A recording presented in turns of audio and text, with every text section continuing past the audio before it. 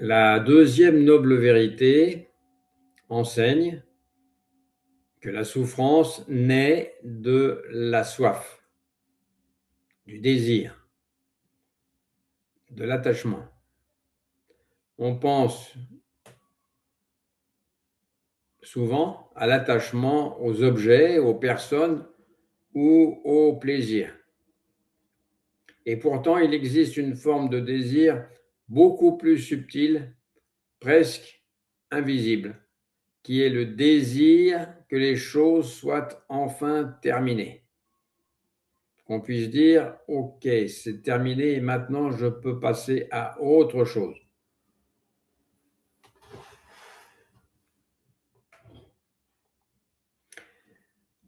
Il y a comme ça une histoire japonaise qui raconte qu'un voyageur entreprit l'ascension d'une immense montagne.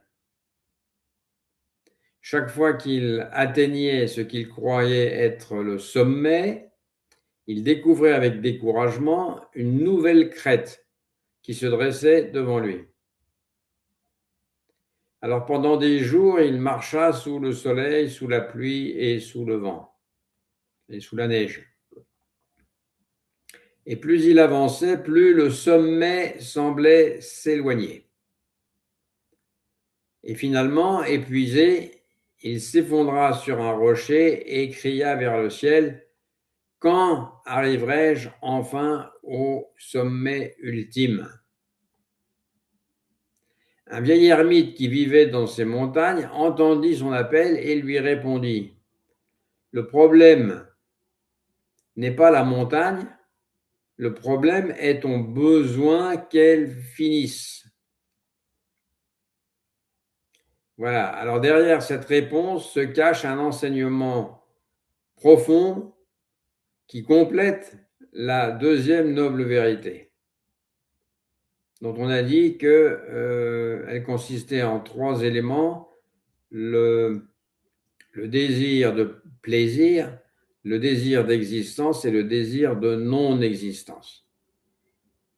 Mais il faut rajouter ce désir supérieur, ce désir de vouloir conclure les choses.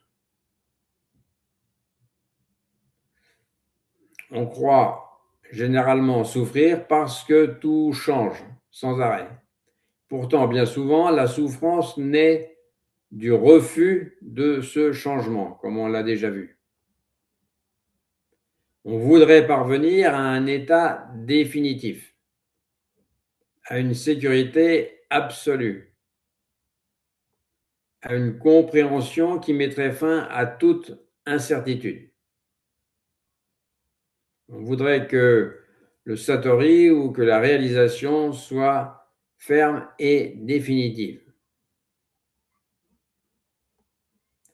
Depuis l'enfance, on est conditionné à fonctionner selon une logique de résultat. On termine ses études, puis on termine une formation, puis un projet professionnel, etc. On a un diplôme et on passe à autre chose. On fixe des objectifs et on célèbre leur accomplissement.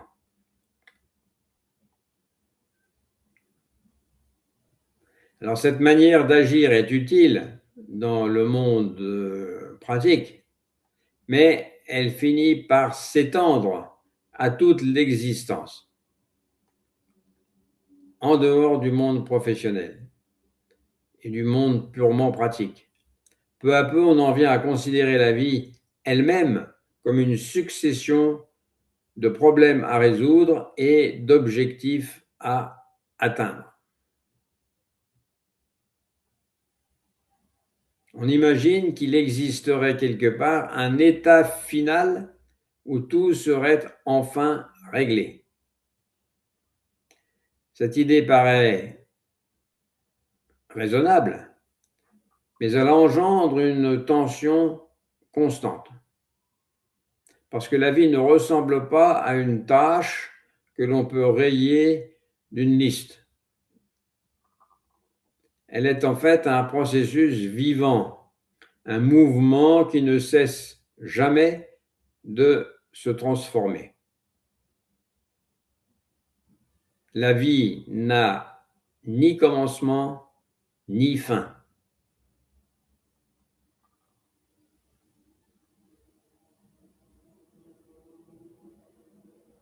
Or, on a la même tendance dans la pratique spirituelle. On aborde le zen avec l'espoir d'en finir avec quelque chose. On veut en finir avec la souffrance. On veut en finir avec les peurs, avec les doutes ou avec les conflits intérieurs. Et on veut en finir une fois pour toutes, de façon à passer à autre chose. Certains souhaitent atteindre une paix permanente, un satori. D'autres recherchent un éveil définitif qui résoudrait toutes les questions.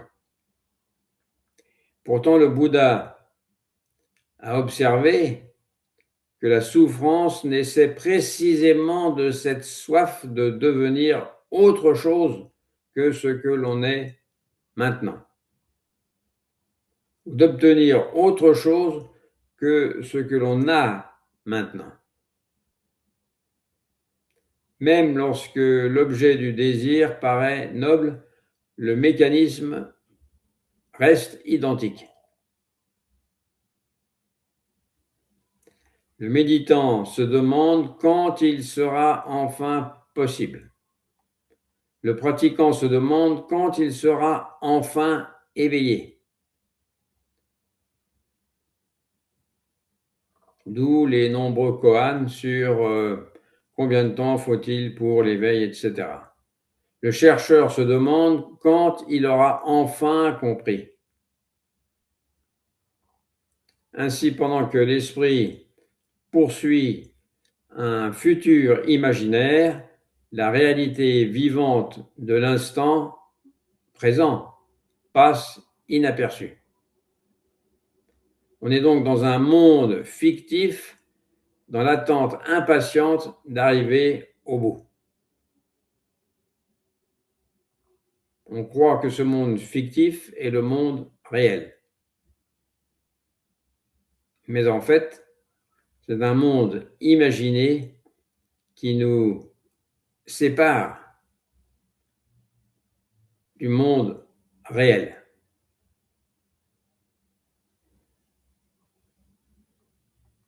C'est là où le zen entre en scène. Un maître zen demanda un jour à un disciple « Où veux-tu aller ?» Le disciple répondit « Je cherche l'éveil. » Alors le maître demanda « Qui t'a dit qu'il était ailleurs ?» Qui t'a dit qu'il était ailleurs? Toute la tragédie humaine est contenue dans cette question. On suppose que ce qui manque, ou l'éveil, ou quoi que ce soit d'autre, se trouve quelque part, ailleurs, ou plus tard.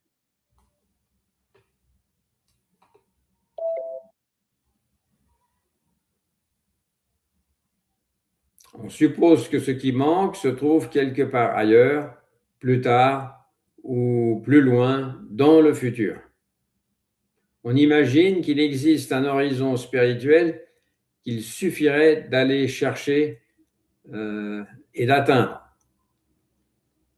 et qu'après on pourrait passer à autre chose. Pourtant, cette croyance crée elle-même le sentiment de manque. Comme il n'y a pas de fin, alors on est toujours dans une forme de manque. C'est comme l'horizon qui recule à mesure qu'on avance. Le but semble toujours situé un peu plus loin, toujours plus loin. Dès qu'un objectif est atteint, un autre apparaît. Lorsqu'une difficulté est résolue, une nouvelle surgit. Lorsqu'une question reçoit une réponse, une autre prend le relais. Ce n'est pas une anomalie de l'existence, c'est le fonctionnement habituel de l'esprit conditionné. Il est toujours dans le futur.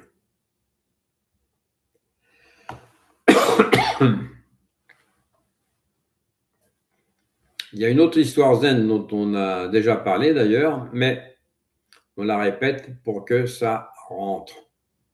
Un disciple demanda à Joshu, « Qu'est-ce que la voix ?» Et Joshu répondit, « La voix ordinaire. » La vie ordinaire. Qu'est-ce que la voix? Joshu répondit, la vie ordinaire. Alors le disciple poursuivit, comment l'atteindre?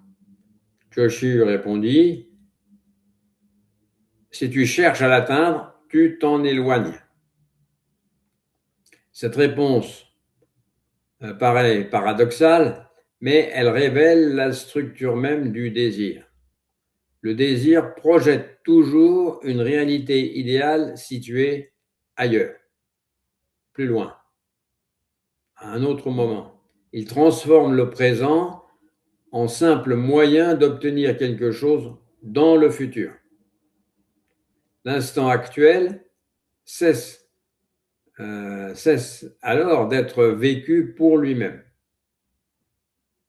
Ce n'est plus l'instant actuel qui présente un intérêt, c'est l'imaginaire futur.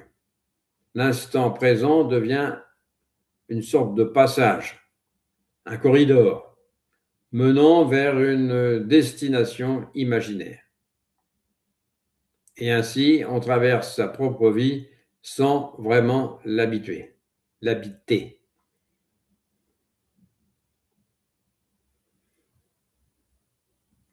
Et on peut voir ce phénomène, enfin, chacun peut voir ce phénomène, mais en particulier durant les séchines. Au début, certains pratiquants regardent combien de jours il reste avant la fin de la retraite. Puis, ils comptent les heures, puis les dernières minutes.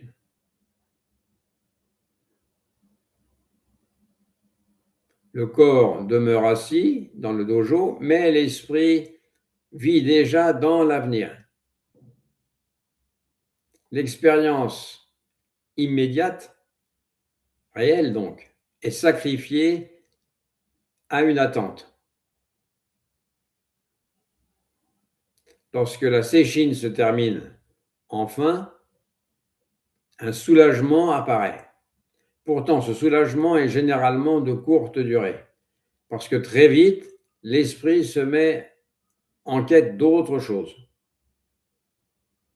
Un nouveau projet, une nouvelle expérience, une nouvelle réussite.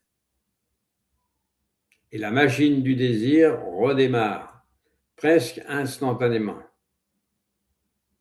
C'est pourquoi le Bouddha ne se limitait pas à dénoncer les attachements grossiers, il observait aussi les formes les plus subtiles de la soif. Le désir de devenir, le désir de ne plus devenir, le désir d'exister, le désir de disparaître et même le désir de mettre fin au désir lui-même.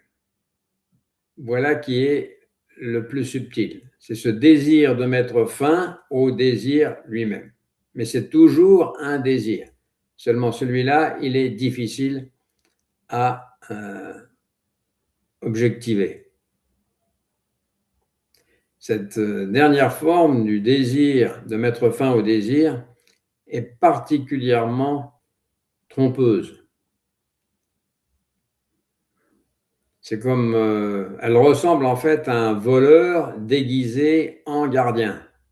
On croit s'être libéré alors que le désir a simplement changé de costume. Il a simplement changé d'apparence. Maître Bankei aimait rappeler que les nuages traversent le ciel sans chercher à atteindre une destination finale. Voilà, on est captivé par cette soi-disant destination finale. mais on ne s'est pas posé la question de savoir s'il pouvait exister une destination finale. C'est juste dans notre imaginaire. Les oiseaux migrent, par exemple, sans ambition spirituelle. Les fleurs s'ouvrent sans projet de carrière. Les rivières coulent sans objectif personnel. Il n'y a pas à être obnubilé par une conclusion. La conclusion n'est pas nécessaire. Les rivières coulent sans objectif personnel. Seul l'être humain semble obsédé par l'idée qu'il faudrait arriver quelque part. Et cette obsession crée une tension permanente. Car tout ce qui existe demeure fondamentalement inachevé. Je répète que tout ce qui existe est fondamentalement inachevé. C'est simplement un passage. La respiration continue, le cœur continue de battre. Les saisons se succèdent sans conclusion définitive.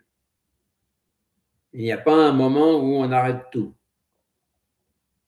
Même la mort apparaît comme une fin, en tout cas elle est souvent présentée comme une fin,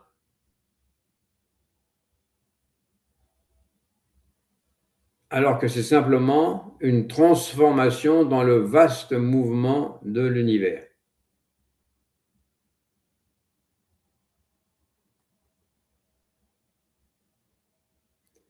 C'est pourquoi le zen propose une révolution silencieuse. Au lieu de chercher ce qu'on pourrait appeler la dernière marche de l'escalier vers l'éveil, par exemple, ou ce qu'on pense être l'éveil, eh bien, on porte son attention sur le pas qui est en train d'être accompli, sur la marche que l'on gravit maintenant, pas sur la dernière marche. On se concentre juste sur ce pas-là, maintenant.